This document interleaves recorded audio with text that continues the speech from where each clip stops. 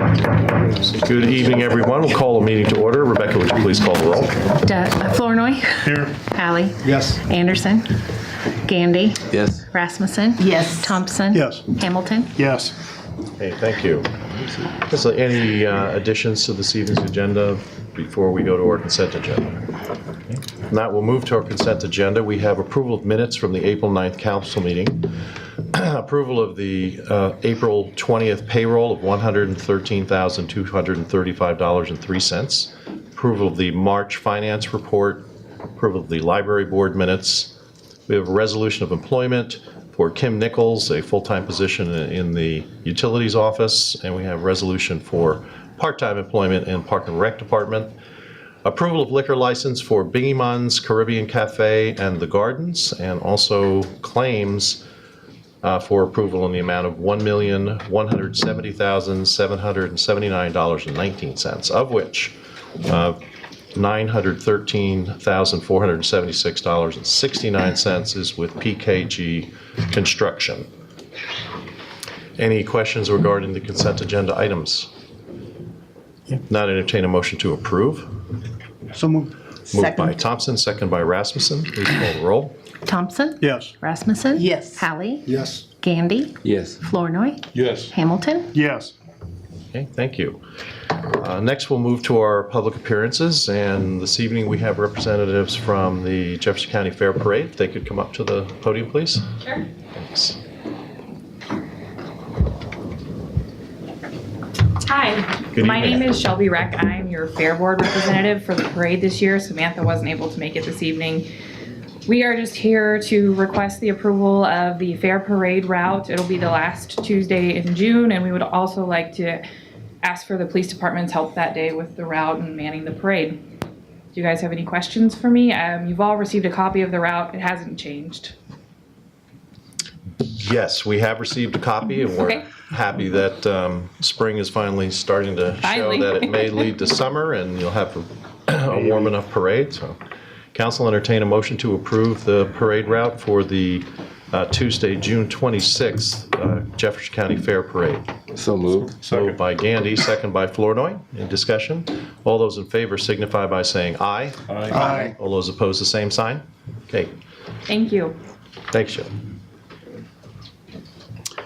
Next, council, we'll move to our resolutions and action items. We have with us from Piper Jaffray, Travis Squires, who is going to speak to us about our last item, which is a resolution for the purchase of our general obligation debt notes. But he's down here from Des Moines, and we're going to give him a break.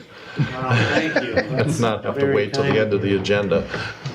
I do have one attachment to take and pass it.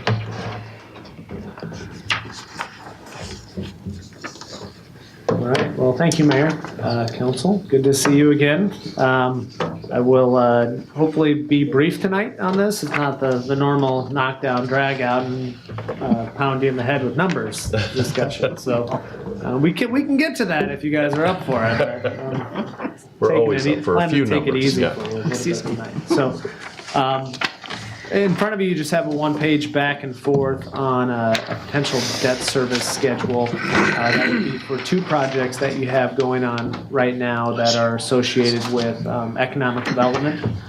One being a housing project, the other being an expansion of it out at the industrial park. So both of these projects, you recently amended your urban renewal plan to include or in the process of doing it. I'm not exactly sure on your timeline on that, but both of these projects will be funded through tax increment financing revenues. So these are not projects that will be funded with debt service levy from the city is the current intention. So they'll be what we would commonly call self-supporting debt. The new incremental value from both of those projects will support the revenues to fund for the payments on here. So the totality of those projects is about $700,000. So you can see that this first year, as you wait for the incremental value to increase over the next couple of years, you'll set aside money to pay that first year's interest. In terms of the debt service schedule you have there, it's at a 3.5% interest rate. And what we did in this is similar to the way that we had done the bond anticipation notes for sewer projects, is we had started first with your local area banks to see if they had interest. We set a rate target that they needed to be at 350 or below, and they hit that. And only one bank hit that. It was Washington State Bank. So nice of them to step up. If you recall, 3 of your other banks are already own debt of the city related to the recreation complex debt. So this bank did not participate on that, so they're in on this piece for $750,000. We received feedback from about 22 banks that they were not able to hit the pricing at 350. So there have been some pricing changes and interest rates as far as that local bank. So not entirely surprised that that was the case. But we were hopeful to see a few more proposals in, but I'm not entirely disappointed because this was the target we thought you needed to be at in order to justify this approach of going with the local banks. The other nice thing from Washington State Bank is this debt will be callable anytime without penalty. So essentially that if you receive your tax increment financing revenues ahead of schedule or have other surplus resources in the city's budget, you can pay this off at any time without waiting until the call date. So certainly a benefit there over what you would have gotten in, I'd call kind of the conventional bond route. So your resolution tonight would authorize the award to Washington State Bank. This finalizes the debt, gets the project proceeds in hand so that you can begin that project. As I understand, the industrial park is rocking and raring to go with their improvement out there already. You've taken bids for that. So this finalizes that piece. I understand you're still waiting to take bids on the housing improvements. So are there any questions from the council regarding process, procedure, any information? Okay. Well, thank you, Travis. This is good news that we've got a local bank that'll participate in 2 good local economic development projects. And we're talking about the Neighborhood Builders subdivision and the addition of Court Street down off of South Main, and also the Tyler extension in the industrial park. So we're getting both residential and commercial out of this. So it's a good way to put this project in motion. Yeah, and the thing I'd say is that you're in a tougher rate environment than you were a few years ago, and you guys are obviously in a better financial position than you were a few years ago, which allowed you to essentially have the same rate on the debt as you did a couple of years ago, even though this is a little bit tougher market. So certainly your credit profile's improved. And absent us going out with very aggressive pricing to try to, get you the rate we thought was justifiable, you guys certainly would have had a lot more interest. We had a couple other national banks that would have been in absent the structure, because they treat it more like a lease. They needed to see principal payments in the first couple of years, which isn't possible when you have TIF projects that you're waiting on. Yeah, they're not getting their value that early. So that bank was pretty disappointed they weren't able to submit, but certainly we worked with them, but they said we can't get our credit over it. So it's one of the unique things you get with some of the banks, that they just have weird requirements. So overall, very good. The other thing I just mentioned, you have a resolution tonight, is a roll call vote. Secondarily, and this isn't on the agenda, so this is more of a FYI, you do have your next sewer project kind of moving towards the decision to be made on financing.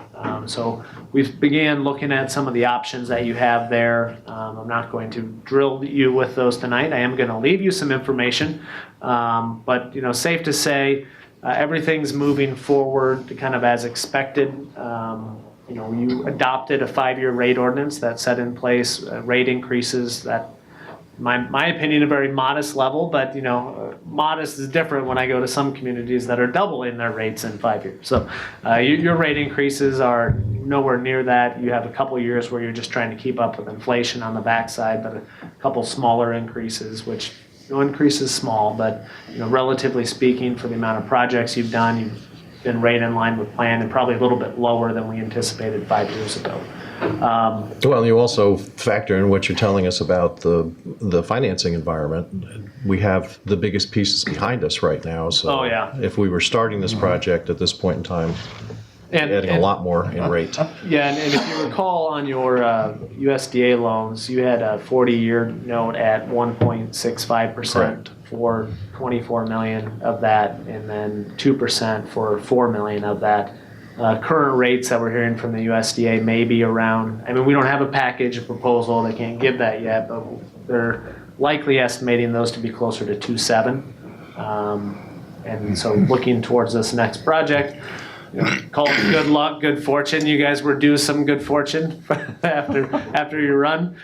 So certainly that looks good for you guys in terms of your long-term cost. But you do have that one component, and so the analysis now becomes, what's the most cost-effective manner for financing?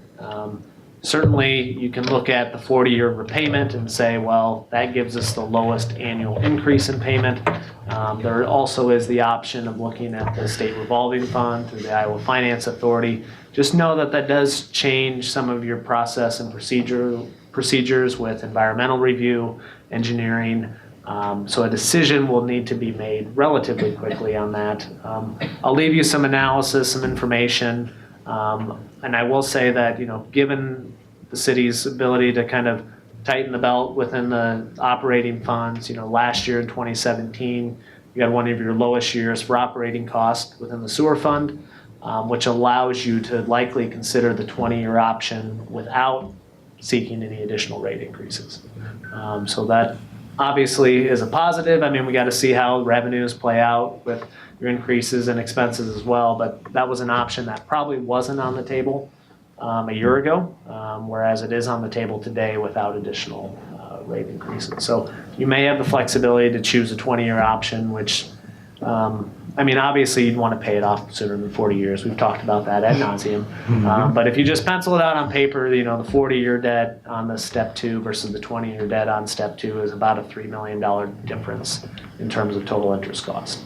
Going into that project now with an estimate of in the neighborhood of 12 million, it looks like you'll probably have $3 to $4 million of cash that you'll be able to put towards that project to also reduce the borrowing. So the prudency and planning and getting your rate increases in place in time, allows you to also buy down a lot of that what would have been future debt and interest cost. So told you I was going to keep it brief. So that's the overview Thank you, without Travis. going into the numbers. So Before we vote on the resolution, any questions regarding the upcoming financing? Okay. If not, on the recommendation and the proposal, I would recommend accepting the proposal from Washington State Bank for the $750,000 of general obligation debt. So moved. Moved by Thompson, Second. second by Hamilton. Any discussion? Now, please call the roll. Thompson. Yes. Hamilton. Yes. Rasmussen. Yes. Hallie. Yes. Flournoy. Yes. Gandy. Yes. Great, thank well, I you. appreciate you moving me up. I'm going to leave you with some light reading material. Whoa, geez, not bad. So that's your sewer update stuff. Okay. I do have a bid form. You want a signature? Let's do it.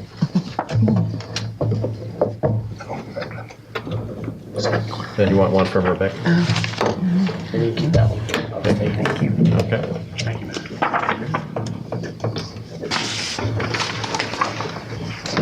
Then you don't have to mail me. Thank you. And this is for us, so. All right, thank you, Travis, we appreciate it. Okay. Next, council, will move to the first resolution on the agenda, which is approval of language for the Jefferson County referendum on the local option sales tax. So they will be putting their authority for collecting a local option sales tax, which will expire for the county and will come due again. They are looking to reauthorize that. All of the other taxing authorities will need to sign off on that. I think this is the second time the county is reauthorizing the 1 cent sales tax. So your action this evening is essentially this resolution of approval for the extension of the local option sales tax for Jefferson County. For the approval of it? No, just the ballot language. The ballot language. Right. Okay. Because it does say in here, okay, I gotcha. Never mind. Okay. Okay, any questions? Not entertain a motion to approve the resolution? So moved. Moved by Gandy, Second. second by Thompson. Any other questions or discussion? Not all those in favor signify by saying aye. Aye. All those opposed, the same sign. Okay, thank you. Next, council will move to the issue of annexation of North Campus Village Phase 6. And we will open a public hearing in just a minute. I just wanted to get a synopsis of what the annexation area is and the recommendation coming from planning and zoning. So Rebecca, if you wouldn't mind. Yeah, there is a section of land up by North Campus Village that is wanting to be brought in. Hopefully, their intentions is to put in Phase 6. This would take it all the way out to Highway 1. So, and how much land is, I think it was 32 acres, I do believe. Roughly 32 acres, more or less. okay. And again, council, this is, obviously necessary first step for us if we are going to engage in any support from the city with infrastructure. So, and, this also gives us, an opportunity to extend our boundaries and bring that residential development into the city. So we'll open the public hearing at this time and ask if there's anyone who would like to comment. Yes. Yes, please. I live in North Campus Village, and I have some concerns about the roads as far as how the entry to this new development would be. Right now, there's a chip and seal road that's owned by the Homeowners Association, and this will obviously be a lot more traffic. We don't understand how all the roads will hook together. Will there be another road that then is completed onto campus? Will that Granville Road be completed and go across the trail and hook up with the road that goes through North Campus Village? So would we then be a pass-through? We have a lot of questions, and Yeah. it appears that it's premature. It appears to me that it's premature, that there's too many outstanding pieces of information. Even as I was looking through the Zoning and Planning Commission meeting minutes, there are a number of pieces here that don't line up. I see that Rose Kennedy asked a couple of times about the streets. At one time, the answer was that it would follow all of the city standards. That's probably size. Well, let's get some answers for you. We have the developer here and our engineer. So I think legitimate questions, let's find out what's in the plan. Sure. Melanie?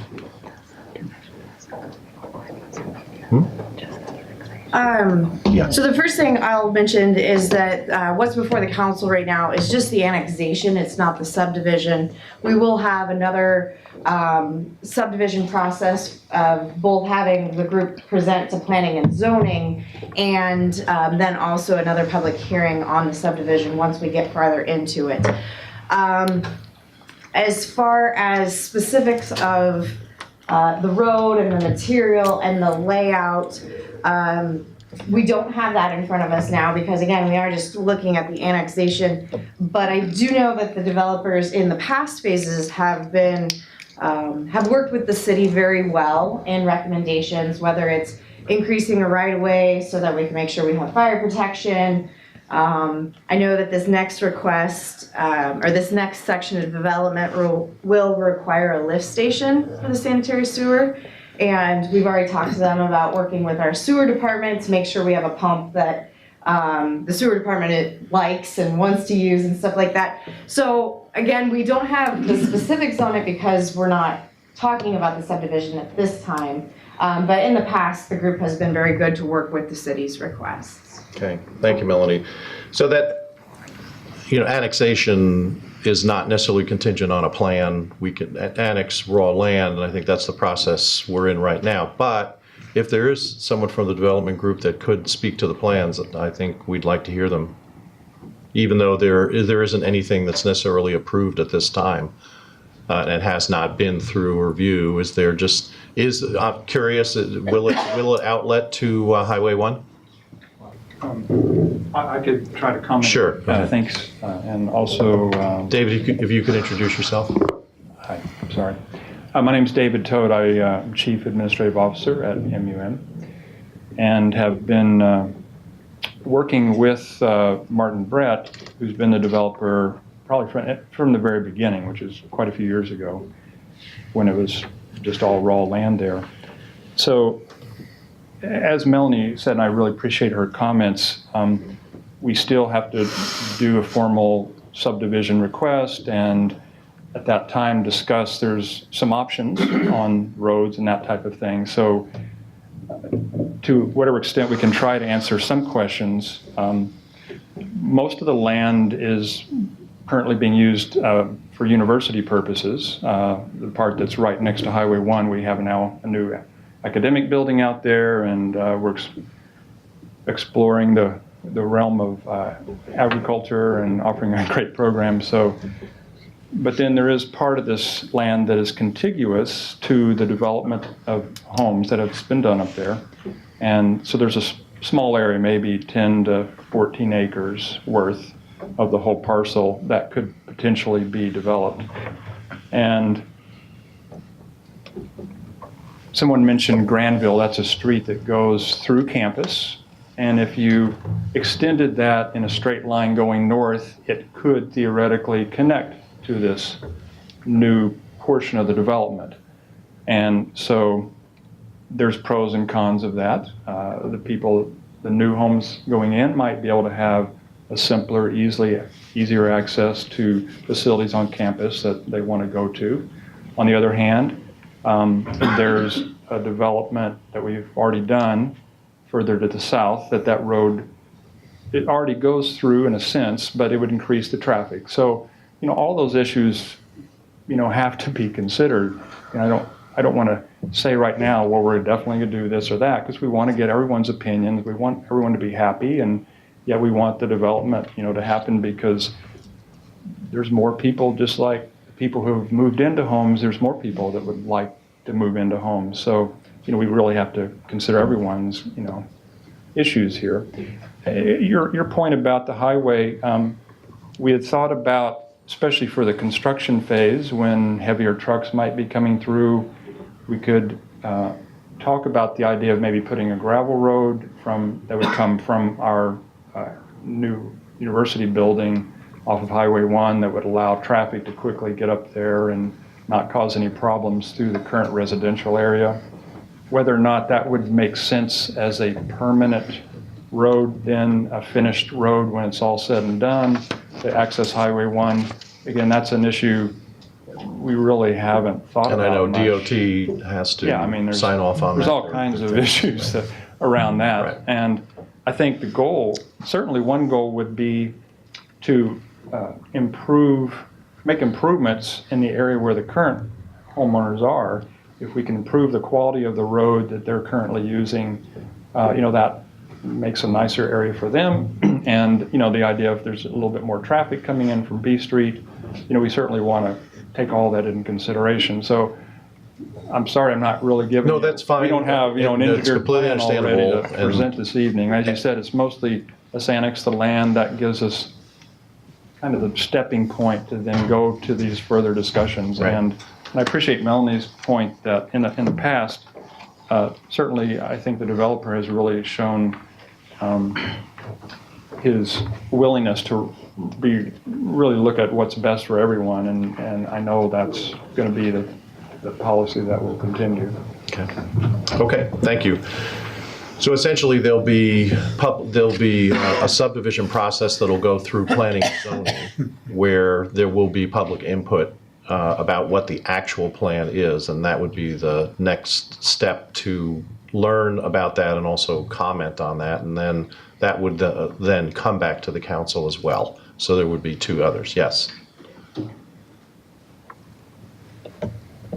I just wanted to be sure that the residents of North Campus Village are notified and do get invited when those further meetings are.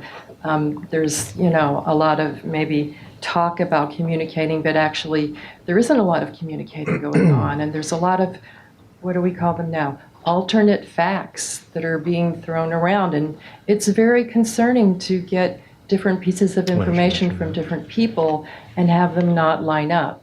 So our responsibility is, We will provide mailings to all the residents within a 200-foot radius, but there's also always a publication in the newspaper. yeah, that's our level of responsibility, but we'll have it on our website, we'll have it on the newspaper. So, I mean, people do have to take some responsibility for checking in on the public notices to see when it. Since there's, And usually they're scheduled how far in advance, Melanie? I mean, Rebecca? It really depends whenever For we get planning the and zoning. plans, Yeah. But you're probably likely going to have a couple of weeks' notice before of the meeting. So can I get a verbal from the developers that they will let people know in ways that they can about the next phase and about the development? I'm getting nods, so. So I think internally, if the developers will help let the people know that there's going to be a public hearing on this next phase, then that would be one way as well. the roads on the next phase may very well cross the bike path. And I think that needs to be called out in a public way. Okay, well, that's going to go through a process. We can't comment on that tonight. So we're just really dealing with the annexation issue. I was asking that when you're making your next announcements about this next meeting, that it be a little more clear about I what see what it you're is. saying. Okay, I see That's what all. you're saying. So Yeah. that the people that are concerned about that do have the opportunity to engage in the conversation. Okay, Thank you. thank you. Hey, council, so is there anyone else who would like to comment on the public hearing? Okay. If not, we'll close the public hearing at this time. Then we'll move to the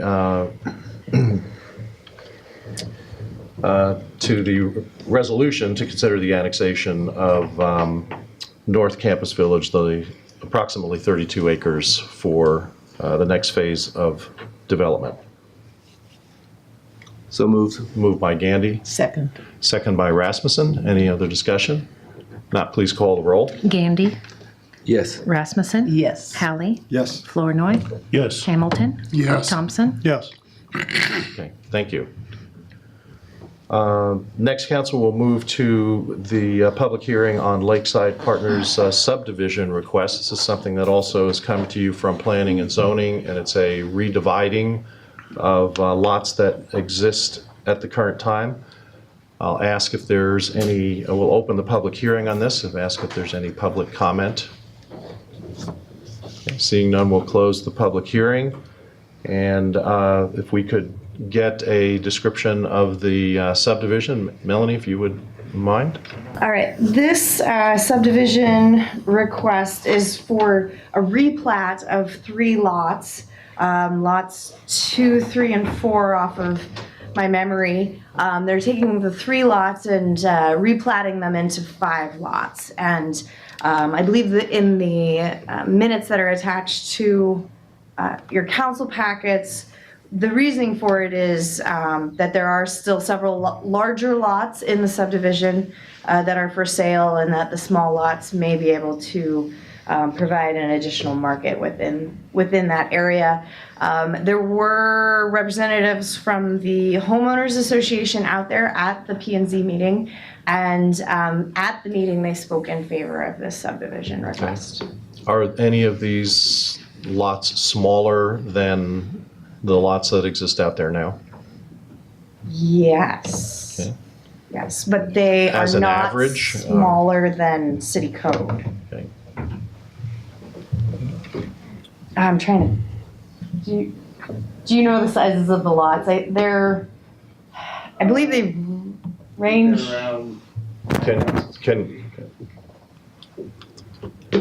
Can you come up to, Microphone.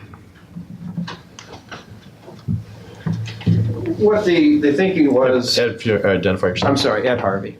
The developer. Yes. We did a side-by-side townhouse out there. And there were some people that suggested that rather than do that, why don't we just do slightly smaller houses? The lots are big enough that could accommodate smaller houses, so everyone would have their own little house and garage rather than have side-by-side units. So that was the rationale for what we did. So the lots are actually bigger than what is out there in terms of the townhouse, slightly smaller than some of the other lots, but they were pretty oversized to start with. They're still quite a bit bigger than the minimum city requirement. Correct. Okay, thank you. Any questions, council? Yeah, I was looking for the Exhibit A that was supposed to be attached to this. Why don't we have that? The Exhibit A would show where this is at and how it looks and that kind of stuff. And it says in the very first paragraph, plat attached here to labeled Exhibit A. And we have 2 pages.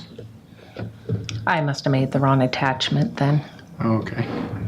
I can go Didn't get a wanna- copy of it. Didn't want to point fingers. I just was looking to understand why we didn't have that in here, because it makes it easier to understand. Sure. For some, if there's a visual that goes along with it. Yep. So, thank you. Any other questions, council? Well, I know those are large lots out there, and it's likely not an issue, but I do take the point of being able to see the illustration. If council would like to do that, we could get copies of that Yep. made. Would you? Yeah, go ahead and do that. Okay.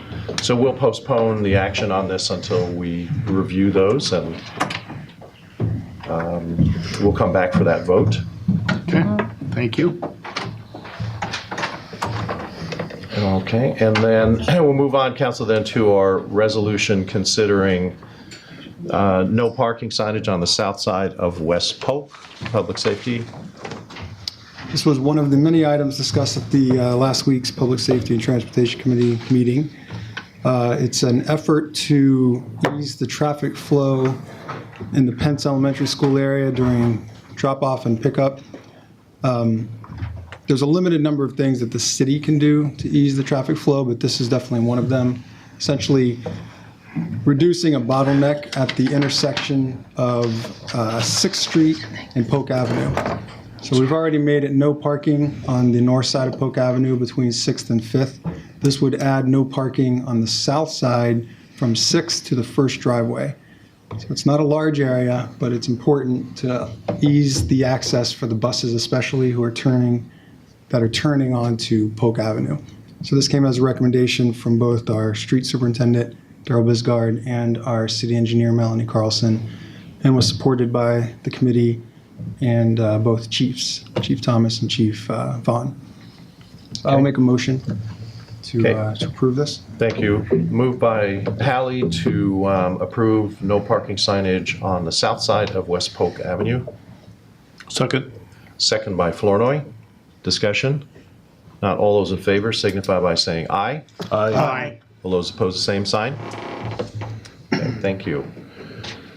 Council, I just have one item tonight, if you'll be patient. Rustin could not be here, but he did ask me to read this proclamation. Got a few words.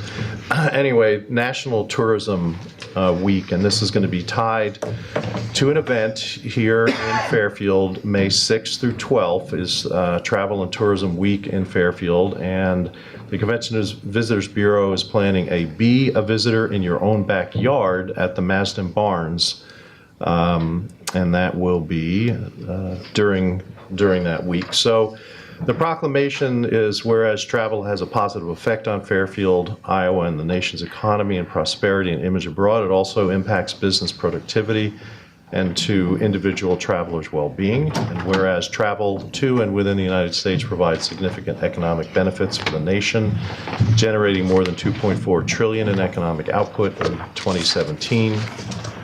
And whereas travel is among the largest private sector employers in the United States, supporting 15.6 million jobs in 2017, whereas travelers' spending directly generated tax revenues $164.8 billion, And whereas domestic travelers spent a total of $8.23 billion in Iowa, which represents a 2% increase.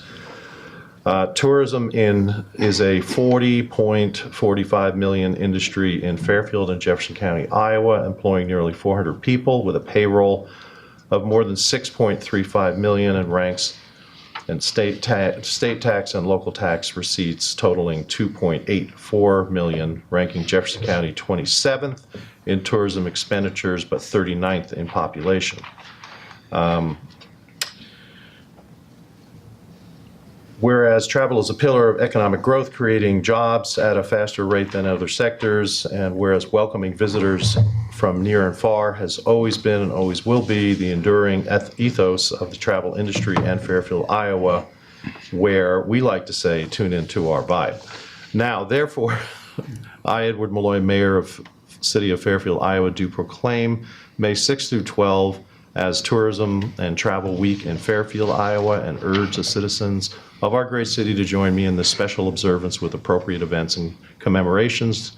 The Fairfield Convention and Visit Bureau has planned an exciting week of activities, including be a visitor in your own backyard at the Marsden Barns. Fairfield's Out to Lunch on the Square, announcement of the Best of Awards as decided by visitors and residents, and an inaugural Tourism Recognition Excellence in Experiences, or the TREE Awards. You can visit travelfairfield.com for event schedules and more. So entertain a motion to approve the National Tourism Week proclamation. So moved. Moved by Gandy, Second. second by Hamilton. All those in favor signify by saying aye. Aye. All those opposed, the same sign. Thank you. And council, this is obviously, this is very important, and it is nice that there's a new event that's going to celebrate this at this time, and I know there are a lot of different organizations that are collaborating on it. Should be a lot of fun. Next, we'll move to our committee reports, public safety and transportation. Do we want to come back to this now? Everyone has a, all right, so we have a motion and a second, and in our discussion, we wanted to just, we don't, I'm sorry, all right, then I'll accept a motion to approve. I would move to approve. Okay, moved by Hamilton, Second. second by Thompson. Any discussion? Okay, if not, all those in favor signify by saying aye. Aye. All those opposed, the same sign. Okay, thank you. Now we'll move on to our committee reports. Public safety. Thank you. I'm going to count on Jason to make that a little bigger because my iPad has locked me out. All right, one of the items we had was a gentleman who's planning on housing development along Pleasant Plain, wanted to gain access using a private drive that the city cannot force that private property owner to share with him. So we sent him back to the drawing board to try to get a voluntary easement on that drive. So no action was taken. The second was request from Paul Glossop, who owns property along North 4th Street, near where the accelerated learning planned housing development is going. And his concern is that the alley that runs east-west, kind of mid-block between Grimes and Depot, would be used by the development, and wanted wording, or wanted the city to take action to put up some sort of barricade. We asked Mr. Glossop to first communicate with Accelerated Learning because, to our understanding, they don't plan on using that alley as access. So we said we'd make a motion to put the barricade in if he first talked to Accelerated Learning and then got back to us before tonight, which I'm getting the no sign from our city engineer, so he did not fulfill the conditions for that, so we'll just table that for now and find out more information. It may be an unnecessary action in the end, but the idea is to leave the alley. It goes east-west, and then it runs north-south, and it helps the building owners in that area access the back of their buildings. But the idea is not to then let it have access to that future housing development. The next was a discussion about, again, Pence Elementary traffic safety. We heard from a couple of concerned parents. In the end, they recognize that the city has limited authority to fix this, but the school has maybe greater opportunity to help. But our city administrator and committee member Katie Anderson both agreed to participate in a joint meeting with school representative And the idea was to bring in a traffic expert, maybe from ISU. So again, no formal action taken on that.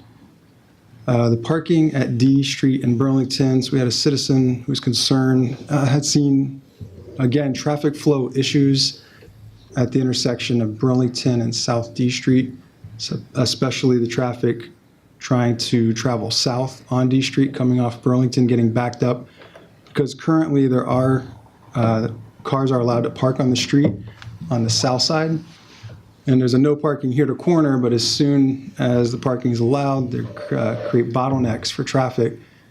So committee looked at it, looked at the aerial map, and decided to limit parking. So no parking on South D from Burlington all the way down to Adams. Additionally, from Madison to Jackson. So this is. So it'll be no parking on both sides of the street all the way down through. Now, the people that are on the west side that have been parking there are usually residents. Have they been notified that this is going to happen before we go ahead and approve it? Or have they even been part of the discussion with this? Rebecca, what's our procedure in terms of this level of, no parking sign isn't something that a letter is sent for, correct? Correct. Normally, we don't. So what we decided, or what we discerned, was that those are private residents that have driveways. And street parking is then just an addition to the situation. But if you want to get into the philosophy of what our public streets are primarily for, it would be to move traffic, secondarily for parking. And in high traffic areas where school buses and parents are traveling twice a day, 5 days a week for most of the school year, we decided that the priority would be on traffic moving rather than the vehicles parking. Okay, don't we have that same problem though at Madison South down to the street that runs east-west on the south side of the Washington campus?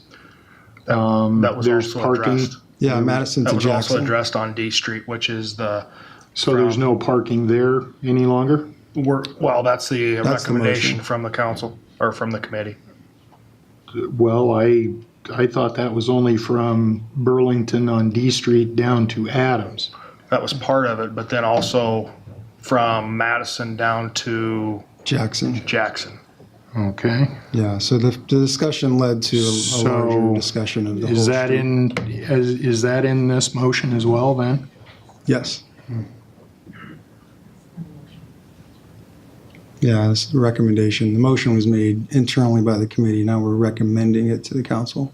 Okay.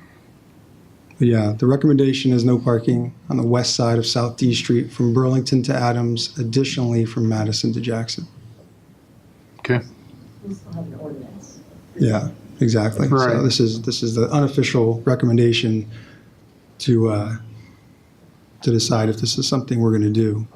Then we'll have 3 readings preceded by public hearings and all the notifications that go with that.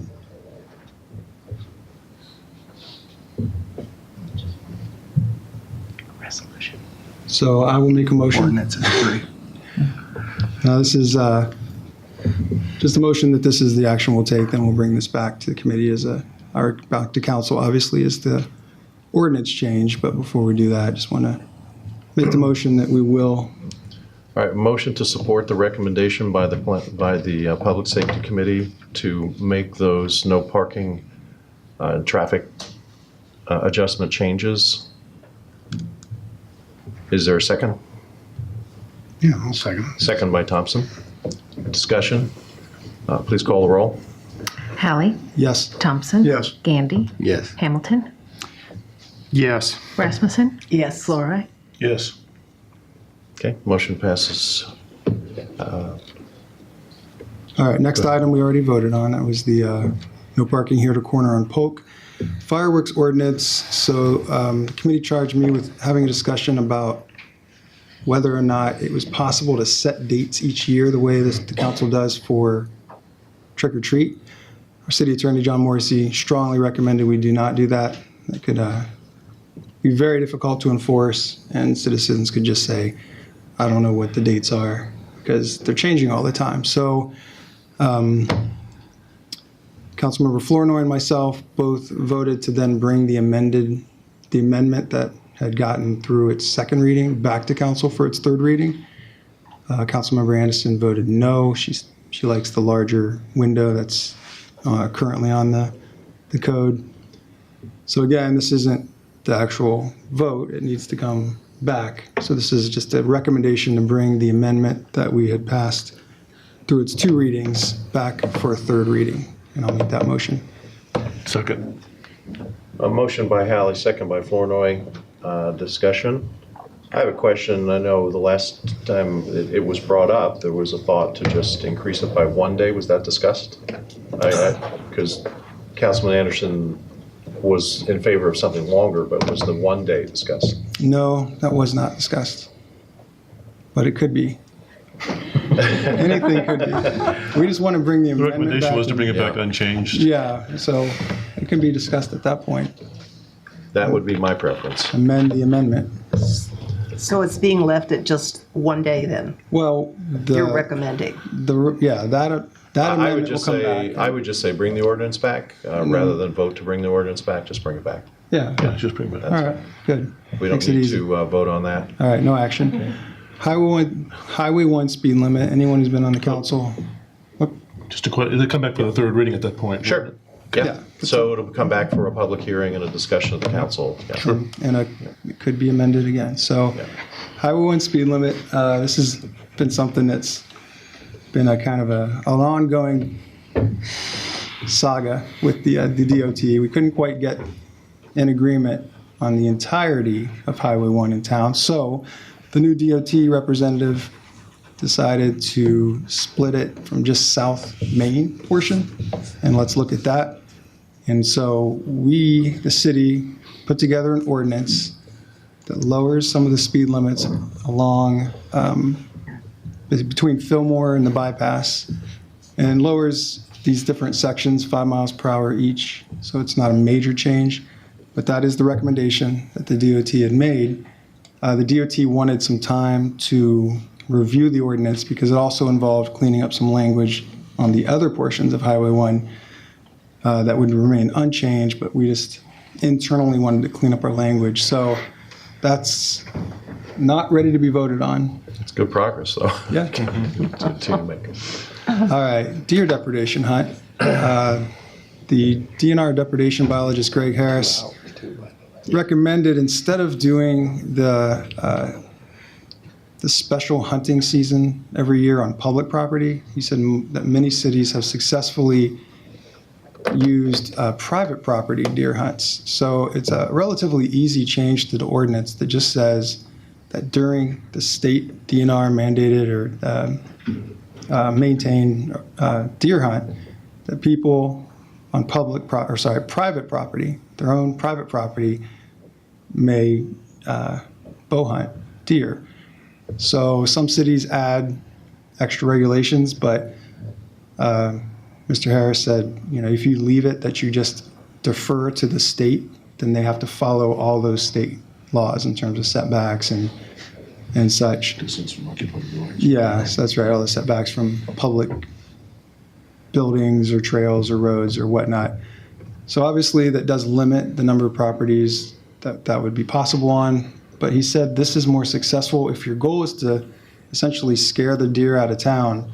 If you have a hunt in one area, then they just go to another area. So what you really need is good, you need hunters in a lot of parts of town, and it just teaches them that it's not safe to come into city limits. It's not about decimating the herd.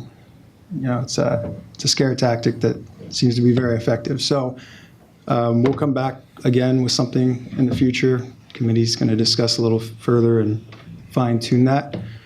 Next item, I don't really know if this needs a vote. It's just some diagonal parking on one side of Washington Avenue between 2nd Street and Main. Between Main and Court.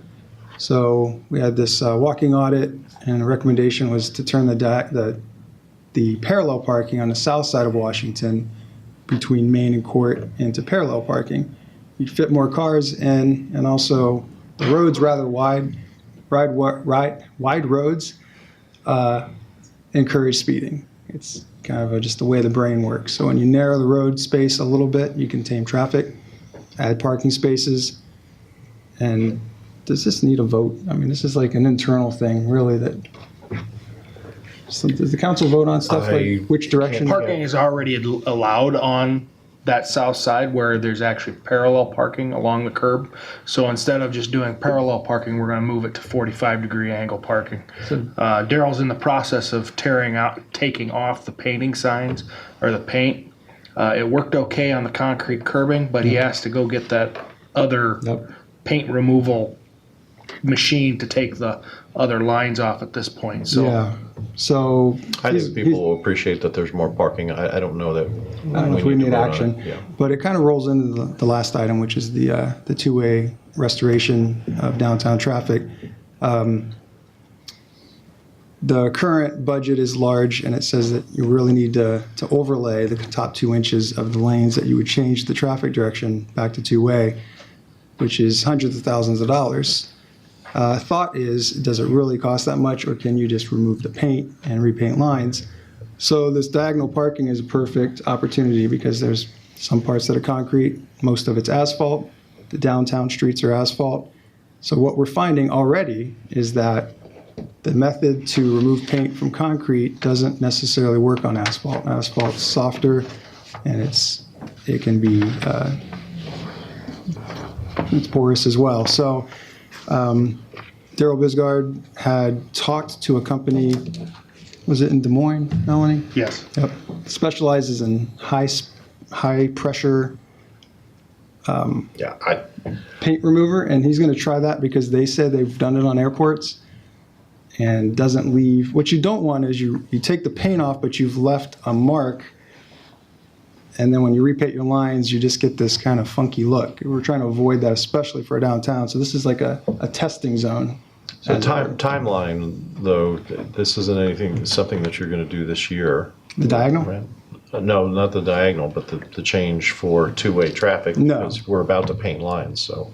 Yeah, we're looking at the diagonal parking as a way to gather information on what's possible in other places. So no action taken on the last item.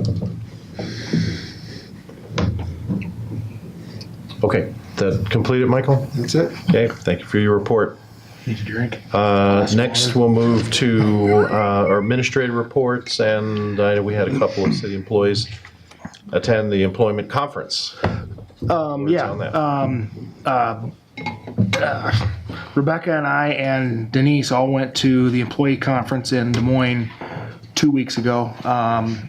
Both Rebecca and Denise got a lot of good training with FMLA, also with payroll, stuff like that. I was in some HR classes along with some leadership classes that were there that were very beneficial to all three of us. I think we learned a few things on how to deal with employees and handling different situations throughout city government. So very beneficial, again, to be able to go to something like that.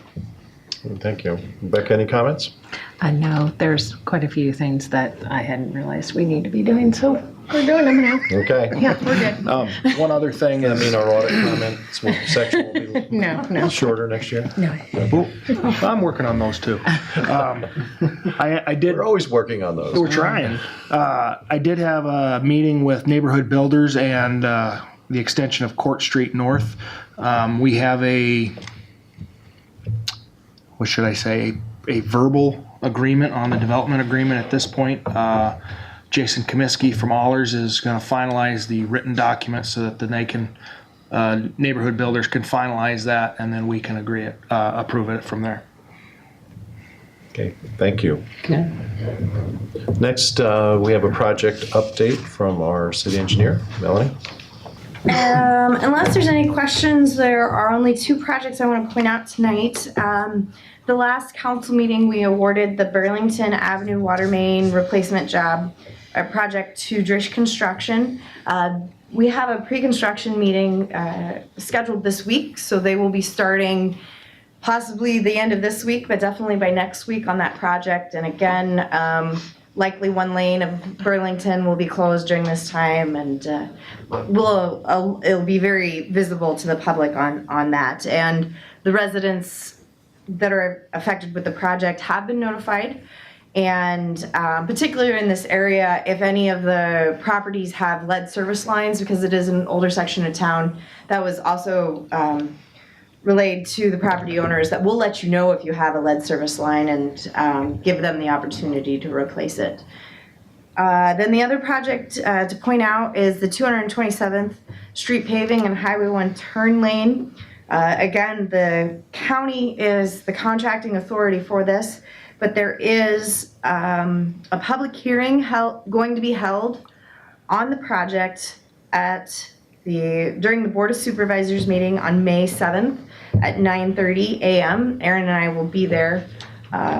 But we will not have a public hearing on the project on the city side because the county is the authority on it. So just letting you know about that. And then also the second attachment under the reports is the EPA semi-annual update. Oh, Before you go, Melanie, just what do you think? There isn't much in your report, but timeline for the city hall renovations? Any? no, I have no updates at this time. That's fine. We've had some conversations the last week, but I have not enough to say, yes, we've got a signed contract and we can move forward on it. Right. So, Thank you. any other questions on the update? Okay. The second attachment is the EPA semi-annual report. I did not present to you the October report, but as you might recall, about a year ago, 10 months ago, we came to an agreement, or the city came to an agreement with EPA on our progress towards the removal of sanitary sewer overflows. And with that agreement, they gave us an additional 10 years to study the effects of our step 1, our step 2, and the wastewater treatment plant. But as part of that, they are requiring semi-annual reports, April 15th and October 15th, that I now have drilled into my memory so we don't miss it. But this report is just kind of an FYI. It gives a really good overview of what's happening in the wastewater department, both the collection and the treatment side, and the improvements that have been made in the last 6 months. This report, it doesn't show the significance without having the October report, but in the last year, there have only been 2 rain events that have caused sanitary sewer overflows. So one during this reporting period and one during the last reporting period. And I think to where the city was 5 years ago, that's significant improvements. And because the step 1 is not up and running yet, and the plant is not up and running, this is solely towards the work that the department has been doing in-house with lining, point repairs, and things like that. That we've seen a big decrease. Granted, the last year has been dry, but still it was really good news to only report 1 sanitary sewer overflow in the last 6 months. So that is the EPA update. Okay, thank you, Melanie. Any questions regarding the report? Okay. Hey, I just have one. Sure. Particularly like on the repairs we're going to make on Burlington with the water type. Yes. Okay. You know, every now and then you drive some cities, you see something, they have some sign there that says your tax dollars at work or something like that. What if we had something that said your water fees at work? Right? We do have one of those signs for our road projects, but No, but I mean, you know, because some people, they might, you know, the idea that it's coming from their water fees, you know, type thing, because that's who's paying for that. Sure. I'm just, Sure. just something, you see some of that stuff, you think, oh, hey, you know. Good. Well, I know- We have sign companies Yeah. locally. We could have something Well, made. I don't know, I mean, it's just an idea, letting you know where it comes Sure. from. This was Aaron, it's in your court. Find somebody to make a sign. Let's give it a try and see what kind of feedback we get. $1 of your water bill goes to the Worst case Put scenario, it's a Tom's target for contact anything. information on the bottom of that sign. That's right, yeah. Cell phone Good number. idea. All right, I think it's entertain a Melanie motion to Carlson, adjourn. Engineer. So moved. Moved by Thompson. Second. Second by Rasmussen. All those in favor signify by saying aye. Aye. Opposed, the same sign. Meeting adjourned.